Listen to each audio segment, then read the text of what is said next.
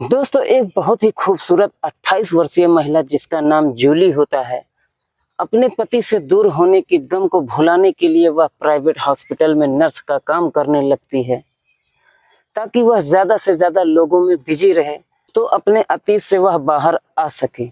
दोस्तों, उस महिला का नाम जूली होता है और जो उसका पति था उसका नाम ब्रिजेश होता है। दोनों पति पत्नी एक दूसरे से बहुत ज़्यादा प्यार किया करते थे, मगर शादी के 7 साल बाद जब उस महिला को, जूली को, कोई बच्चा नहीं होता था, तो उसका पति ब्रिजेश जो होता है, उस महिला को अपनी पत्नी को तलाक देना पड़ता है। हालांकि वो एक दूसरे को बहुत ज़्यादा प्यार करते थे, मगर फिर भी उनका तलाक हो जाता है। उसके बाद जो जूली होती है वह एक हॉस्पिटल में नर्स का जॉब करने लगती है।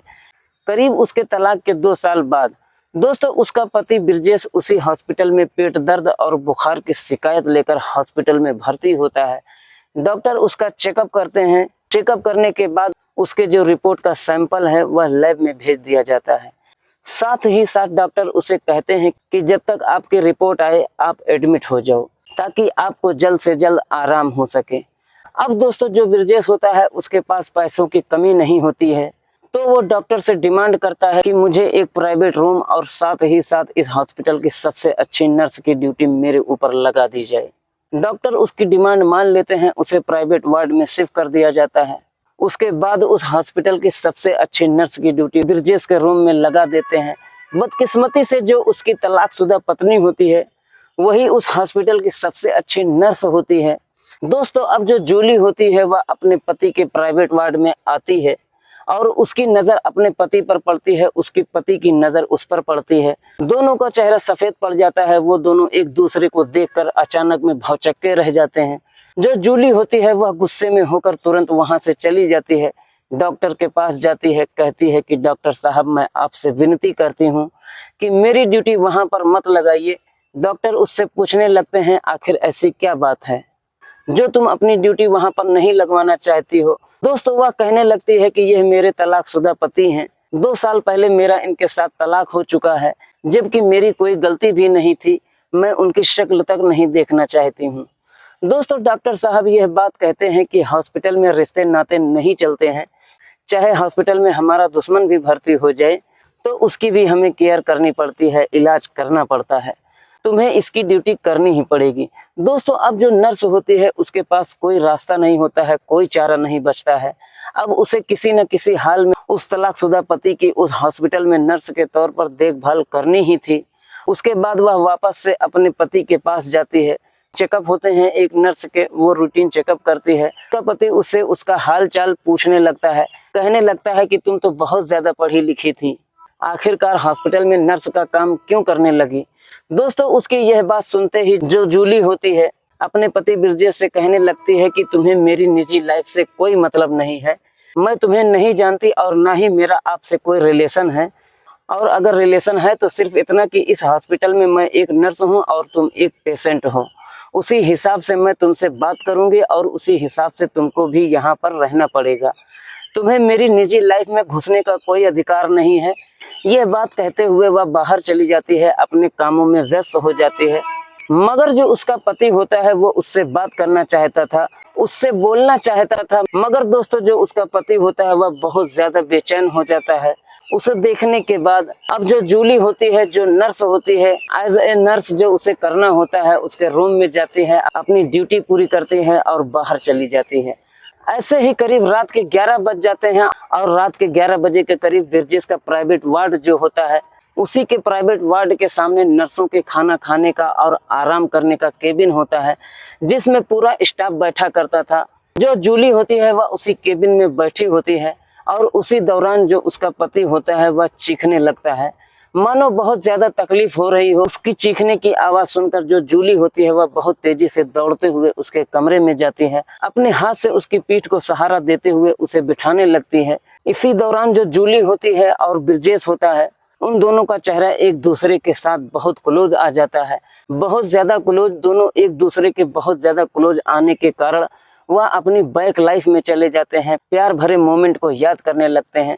ब्रिजेश जो होता है वह बहकने लगता है, लेकिन इससे पहले ही जो जूली होती है वह अपने आप को संभालते हुए वहां से दूर चली जाती है।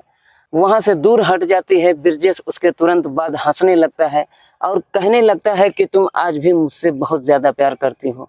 अगर तुम्हारे दिल में मेरे लिए कोई जगह नहीं होती तो तुम यह रिएक्शन नहीं देती और दौड़कर मेरे पास नहीं आती। तो तुम एज ए नर्स मेरा ख्याल रखती या फिर किसी डॉक्टर को बुला कर लाती कि इनको क्या हो गया है। दोस्तों वह कहती है ऐसी कोई बात नहीं है, तुम्हारी सेवा करना मेरा फर्ज है, मैं यहाँ पर नर्स हूँ। शर्माते हुए अपना चेहरा नीचे झुका लेती है। ब्रिजेश उसे तभी कहता है कि मैं तुम्हें देखना चाहता था कि तुम्हारे दिल में जगह है या नहीं।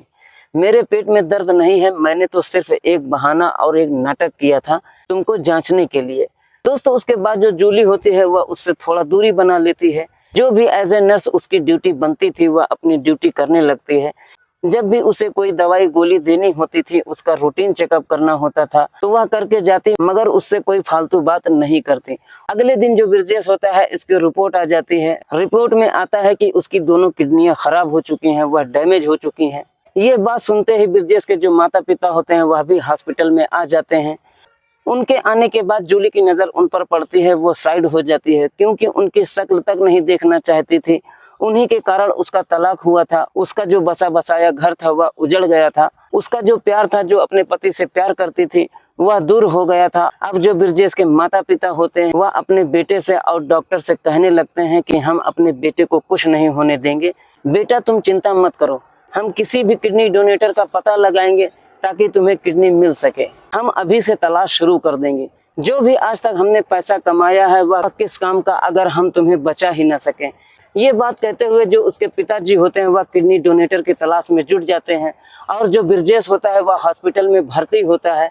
उसकी दवाई गोलियां शुरू हो जाती हैं। दोस्तों अब ये जो बात होती है उसकी तलाकशुदा जो जूली पत्नी होती है और उसकी देखभाल बहुत ज्यादा करने लगती है क्योंकि पहले से उसे नहीं जानती थी, कभी वह उसका पति हुआ करता था और ऐसी बात भी नहीं है। आज भी वह उसे भुलाने के लिए हॉस्पिटल में नर्स का काम कर रही थी ताकि उसकी यादों को अपने दिमाग से निकाल सके, अपने जीवन में आगे बढ़ सके।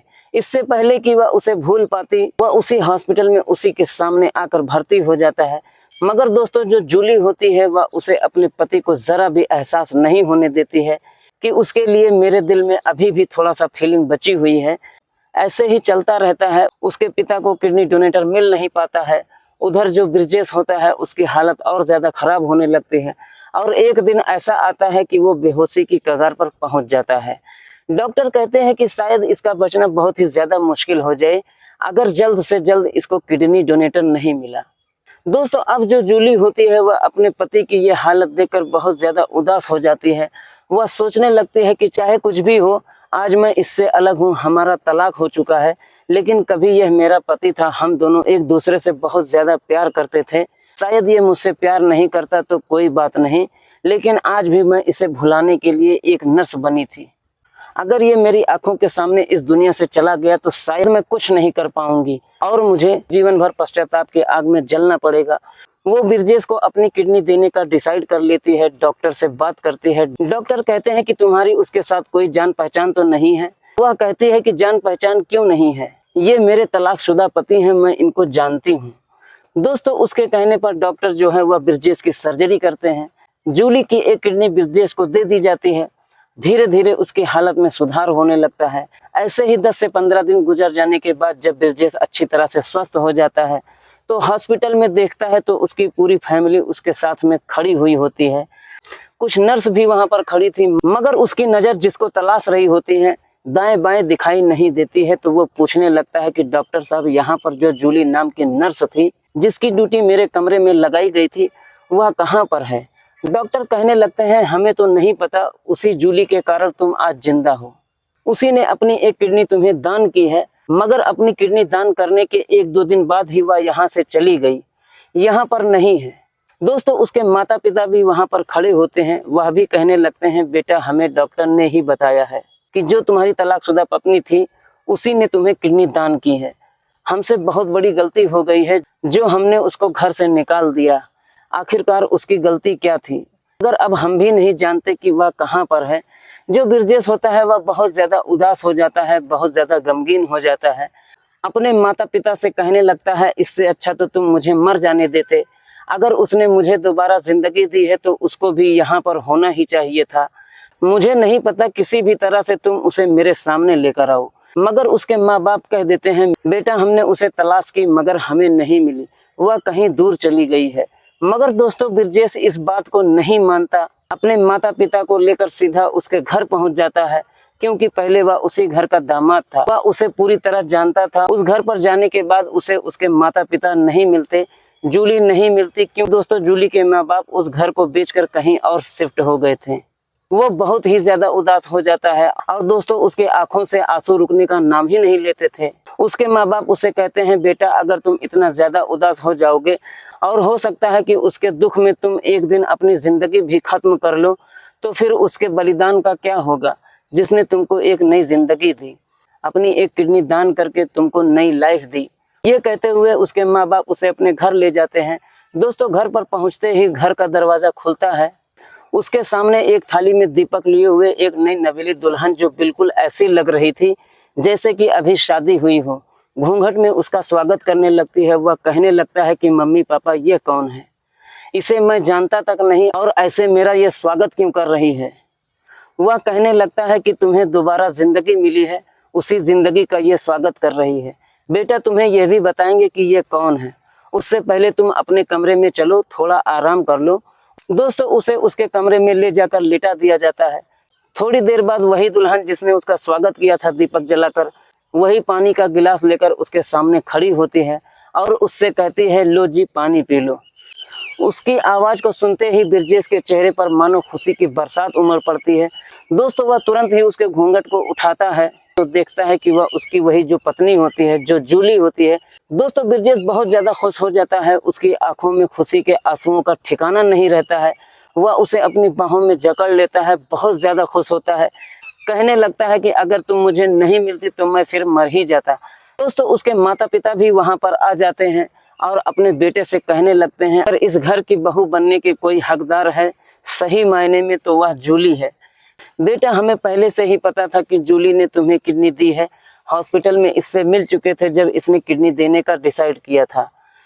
तो डॉक्टर ने कहा कि उनके घर वालों से भी परमिशन लेनी होगी। उस दौरान हम इससे मिले थे, हमने जूली से माफ़ी मांगी कि बेटा हमसे बहुत बड़ी गलती हो गई है, जो हमने एक देवी जैसी सुंदर बिटिया को घर से निकाल दिया है बगैर किसी गलती के। उसके बाद हमने जूली के माँ बाप से भी माफ़ी मांगी और दोबारा हम इसे अपने घर में बहू बनाकर नहीं बल्कि बेटी बनाकर ले आए, ताकि ये जीवन भर हमारे घर में बेटी की तरह रहे। दोस्तों इस तरह से जो पति पत्नी होते हैं, किसी कारणवश उन दोनों का तलाक हो जाता है और एक दूसरे से बहुत दूर हो जाते हैं और वापस एक दूसरे की लाइफ में आ जाते हैं। उनकी लाइफ बहुत अच्छी तरह हंसी खुशी के साथ गुजरने लगती है। जो जूली के सास ससुर होते हैं वह उनके लिए बहू नहीं बल्कि एक बेटी होती है।